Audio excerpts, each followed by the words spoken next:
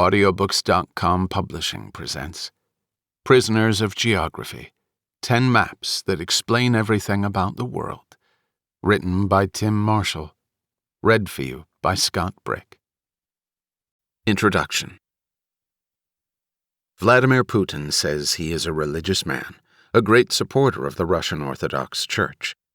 If so, he may well go to bed each night, say his prayers, and ask God, "Why didn't you put some mountains in Ukraine?" If God had built mountains in Ukraine, then the great expanse of flatland that is the North European plain would not be such an encouraging territory from which to attack Russia repeatedly. As it is, Putin has no choice. He must at least attempt to control the flatlands to the west. So it is with all nations, big or small. The landscape imprisons their leaders, giving them fewer choices and less room to maneuver than you might think. This was true of the Athenian Empire, the Persians, the Babylonians, and before. It was true of every leader seeking high ground from which to protect their tribe. The land on which we live has always shaped us. It has shaped the wars, the power, politics, and social development of the peoples that now inhabit nearly every part of the earth. Technology may seem to overcome the distances between us in both mental and physical space, but it is easy to forget that the land where we live, work, and raise our children is hugely important, and that the choices of those who lead the 7 billion inhabitants of this planet will to some degree always be shaped by the rivers, mountains, deserts, lakes, and seas that constrain us all, as they always have. Overall, there is no one geographical factor that is more important than any other. Mountains are no more important than deserts, nor rivers than jungles. In different parts of the planet, different geographical features are among the dominant factors in determining what people can and cannot do.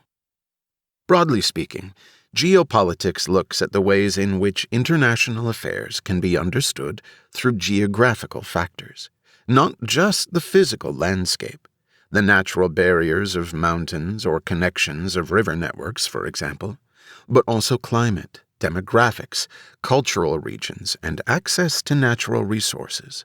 Factors such as these can have an important impact on many different aspects of our civilization, from political and military strategy to human social development, including language, trade, and religion.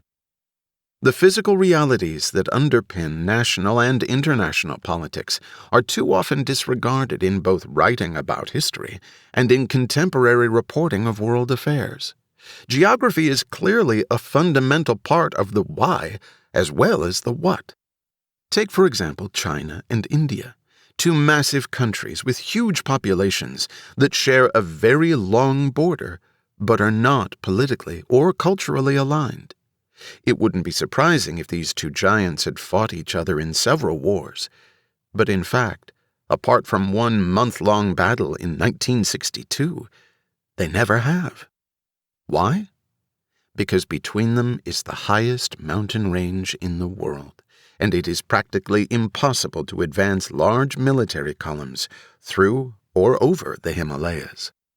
As technology becomes more sophisticated, of course, ways are emerging of overcoming this obstacle, but the physical barrier remains a deterrent, and so both countries focus their foreign policy on other regions, while keeping a wary eye on each other. Individual leaders, ideas, technology, and other factors all play a role in shaping events, but they are temporary. Each new generation will still face the physical obstructions created by the Hindu Kush and the Himalayas, the challenges created by the rainy season, and the disadvantages of limited access to natural minerals or food sources. I first became interested in this subject when covering the wars in the Balkans in the 1990s. I watched close at hand as the leaders of various peoples, be they Serbian, Croat, or Bosniak, deliberately reminded their tribes of the ancient divisions, and yes, ancient suspicions in a region crowded with diversity. Once they had pulled the peoples apart, it didn't take much to then push them against each other.